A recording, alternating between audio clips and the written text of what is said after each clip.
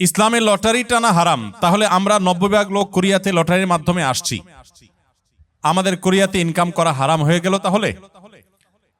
না ভাই, এই প্রশ্নটির উত্তর বোঝার আগে আমাদেরকে জানতে হবে লটারি, সব লটারি কি হারাম কিনা। উত্তর হলো না, সব লটারি হারাম না। কোন লটারি হারাম আর কোন লটারি হালাল এটা আমাদেরকে জানতে হবে। প্রিয় নবী সাল্লাল্লাহু আলাইহি সাল্লাম লটারি হারাম হওয়ার কথা যেমন বলেছেন, আবার নবী করিম সাল্লাল্লাহু আলাইহি সাল্লাম বিভিন্ন সফরে যাওয়ার সময় তার একাধিক স্ত্রী ছিল, আপনারা জানেন। তাদের মধ্য থেকে কাকে নিবেন, একজনকে নিলে আরেকজন নাখোশ, সেজন্য তিনি লটারি করে তারপর একজনকে নিয়ে যেতেন। তাহলে নবী সাল্লাল্লাহু আলাইহি সাল্লাম লটারি করা নিষেধ এটা যেমন বলেছেন, আবার লটারির অপশনও রেখেছেন। তাহলে কোনটা হালাল আর কোনটা হারাম? এর উত্তর হলো, দেখুন, যেখানে আপনি ইনভেস্ট করবেন, 10 টাকা দিয়ে একটা লটারির কার্ড কিনেছেন, বা 20 টাকা 50 টাকা এনি অ্যামাউন্ট, এটা দিয়ে আপনি একটা কার্ড কিনেছেন, এরপরে অপেক্ষা করছেন লটারি কখন হবে। লটারি হলো, মিলে গেছে, আপনি 10 টাকায় 40 লাখ টাকা পাইলেন, আপনি 50 টাকায় 5,000 টাকা পাইলেন। এইভাবে যে লটারি হয়ে থাকে এটা হলো জুয়া, এটা পরিষ্কার হারাম। আল্লাহ সুবহানাহু ওয়া তাআলা বলেছেন যে ইন্নাল খামরা ওয়াল মাইসিরা ওয়াল আনসাবা ওয়াল আজলাম রিজসুম মিন আমালিশ শাইতান ফাজতানিবুহু, এটা হারাম।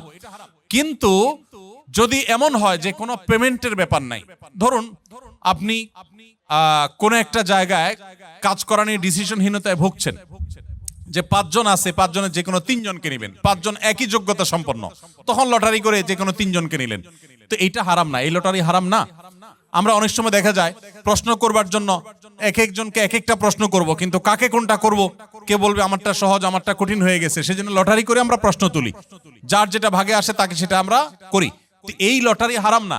যেই লটারিতে ইনভেস্ট আছে, টাকার বিনিময়ে লটারি করে কিনে তারপরে সেখান থেকে আপনি লাভ করার সম্ভাবনা থাকে, লাভও হতে পারে, লসও হতে পারে, পুরো টাকা মারও যেতে পারে, এই লটারিটা হারাম। আর এর বাইরে যে লটারির কথা বললাম এটা কিন্তু হারাম না। বিধায় আপনারা কোনো দেশে আসার জন্য যদি এই জাতীয় লটারি করে আসেন, তাহলে আপনাদের উপার্জন হারাম হবে না, ওই লটারি করাটাও হারাম হবে না।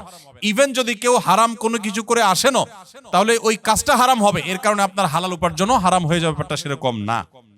দক্ষিণ কোরিয়াতে মদ পান করা অনেকটা পানি পান করার মতো সহজ। আমরা অনেকেই এখানে শুকরের মাংস থেকে ঠিকই বেঁচে থাকলেও মদ অনেক সহজেই তেমনটা গুরুত্ব না দিয়েই খেয়ে থাকি। এত কষ্ট করে হালাল উপার্জন করেও মদ পানের মাধ্যমে আমরা নিজেদের উপার্জন ধ্বংস করছি এবং আখিরাতকে কতটা ক্ষতি করলাম। দেখুন, মাদক, যে কোনো মাদক, এটা সেবন করাকে ইসলাম হারাম করেছে। শুধু ইসলাম হারাম করেছে এই জন্যই আমরা খাবো না তা নয়, সেটা তো বটেই। মূলত ইসলাম হারাম করেছে সেজন্য আমরা পান করব না, কিন্তু পাশাপাশি এও আমরা জেনে রাখি যে মাদক আসক্ত মানুষের শরীরের ইমিউন দুর্বল হয়ে যায়।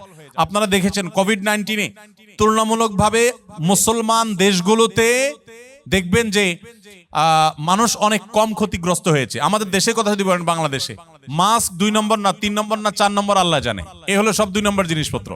কিন্তু আলহামদুলিল্লাহ কোভিড-19-এ মানুষ আমাদের পার্শ্ববর্তী দেশ ভারতে যেভাবে মারা গেছে, দিল্লিতে যেভাবে লাশের স্তূপ পড়েছে, ঢাকায় সে তুলনায় কিছুই হয় নাই। সৌদি আরব সহ মুসলিম দেশগুলোতে এমন ক্ষতি হয় নাই, অথচ অমুসলিম প্রধান দেশগুলোতে অনেক বেশি ক্ষতি হয়েছে। এর অন্যতম বড় কারণ হলো মুসলিম প্রধান দেশগুলোতে মানুষ সাধারণত মাদক গ্রহণ করে না। মাদক গ্রহণ করতে করতে মানুষের লাং ক্ষতিগ্রস্ত হয়, বিভিন্ন অর্গান ক্ষতিগ্রস্ত হয়, মানুষ ধ্বংসের দিকে চলে যায়।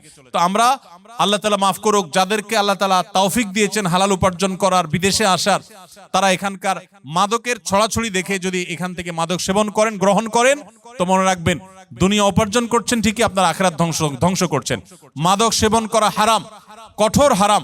আল্লাহ তাআলা বলেছেন ইন্নামাল খামরু ওয়াল মাইসিরু ওয়াল আনসাবু ওয়াল আজলামু রিজসুম মিন আমালিশ শাইতানি ফাজতানিবু, মদ, জুয়া, এই সবগুলা শয়তানি কর্মকাণ্ড, অতএব এগুলা থেকে তোমরা বিরত থাকো। এই মাদক আসক্ত হয়ে মানুষ অনেক অন্যায় কাজ করে, অনেক হারামের দিকে চলে যায়। নবী সাল্লাল্লাহু আলাইহি ওয়াসাল্লাম বলেছেন, দুনিয়াতে যে হারাম মদ পান করবে, আখিরাতের যে ড্রিঙ্কস থাকবে জান্নাতের, সেটা আল্লাহ তাআলা ওই ব্যক্তিকে পান করতে দিবেন না, সে জান্নাত থেকে মাহরুম থাকবে। এই জন্য এই লোভকে আমাদের সামলানোর চেষ্টা করতে হবে।